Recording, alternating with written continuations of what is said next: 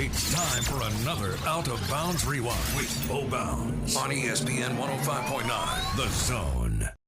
We are live in the Bank Plus studio, Out of Bounds, 105.9 The Zone, ESPN, WRKS. The show is brought to you by the Philly cheesesteak sandwich at Roosevelt's at Live Oaks. They're not open on Monday, but Tuesday through Sunday lunch, Saturday morning breakfast.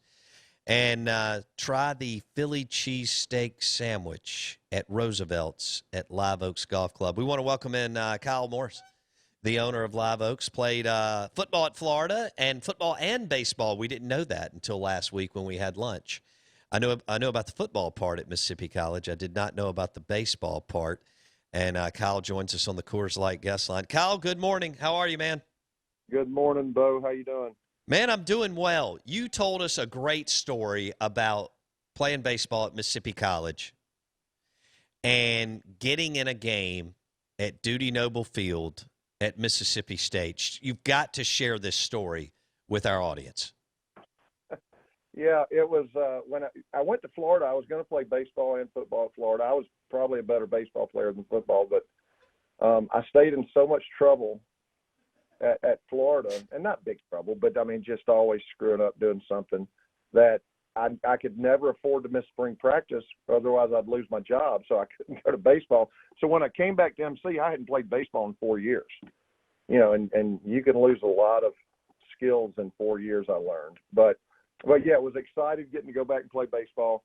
Coach Gladney, really liked Coach Gladney. He was a tough coach, but you know, that's a very difficult situation rolling into a new school and baseball, especially. Those kids have been waiting and their chance to play, and a lot of seniors. And so I didn't play a lot, but it was fun. And you know, I learned my role, which I'd cut up in the dugout a lot, and we had fun and everything. But we went to Dudy Noble, which was unbelievable. Just the history of that course. You know, growing up in Palmero and Clark and Brantley, and I mean, Thick Pen out of the pen, and you know, Thunder and Lightning. I mean, to be in high school, you know, myself and Scott Williams, we called ourselves Thunder and Lightning at Clinton, because that's just how big, you know, the Mississippi State baseball was then. And so at MC we went, and that was later in the season, and I knew I wasn't going to get in the game. He was going to play his guys, and so I made my nest there at the end of the dugout and had my popcorn, and I didn't even put my contacts in for the game. You know, and I wasn't going to play. You know, I had learned my role, and I was fine, and so I'm down there in about the 6th, 7th inning, something like that, and he yells at me and says, "You're going to hit," and I'm like, "Oh, okay." So I had to tuck my jersey in, you know, and find me a batting helmet. I probably hadn't hit in a week and a half. And I go in, and I don't know. I told you this the other day. I don't know who the pitcher was for Mississippi State, but when they announced me, I get booed, which was great, you know, because you know, even back then it just means more in the SEC. These are all Mississippi State fans that had booed me in football, so let's boo me at Mississippi College in baseball. And so that it just took all of the butterflies away, because, you know, even though you're a senior and 22 years old, and it's still baseball at Dudy Noble Field.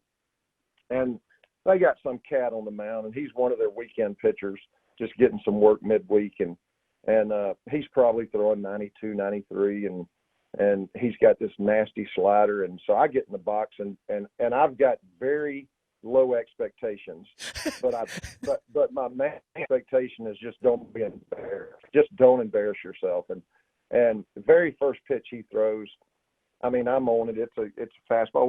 Without my contacts, I can't see the spin on the ball. You know, I can see location, but I can't see the spin.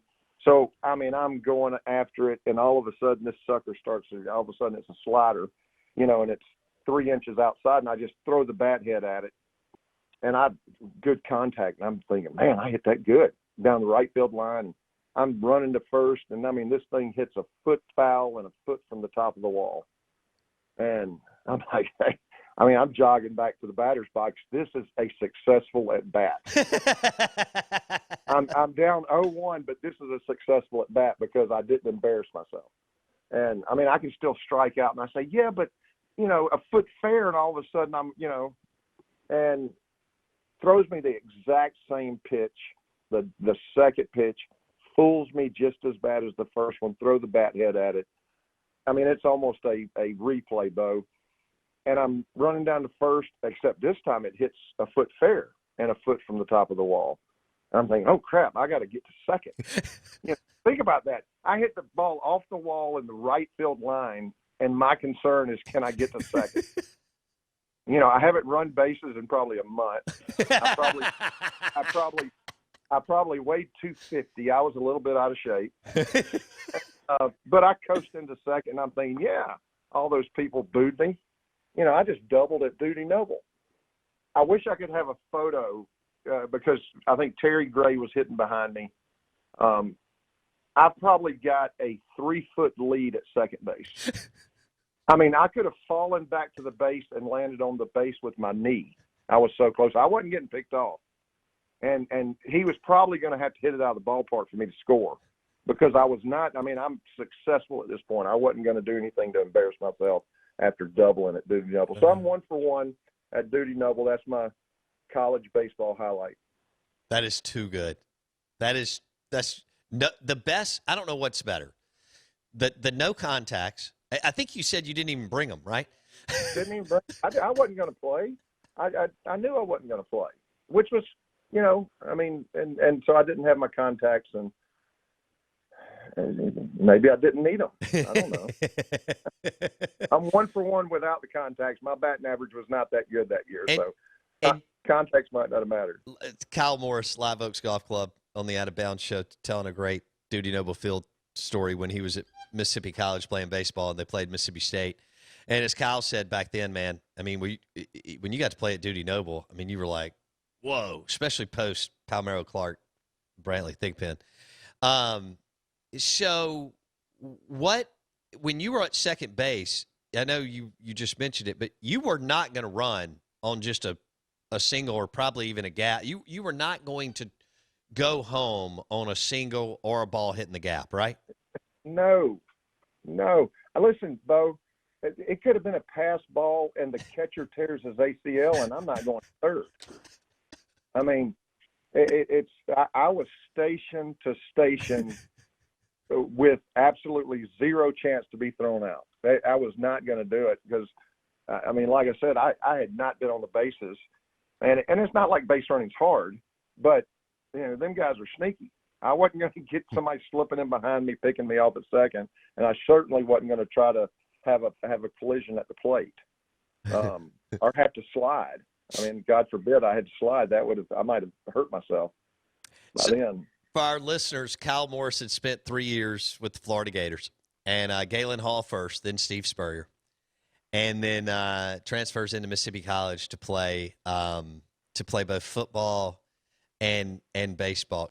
Don't miss one moment of the Out of Bounds Show with Bo Bounds. Weekdays 7 a.m. till 10 a.m. on ESPN 105.9 The Zone.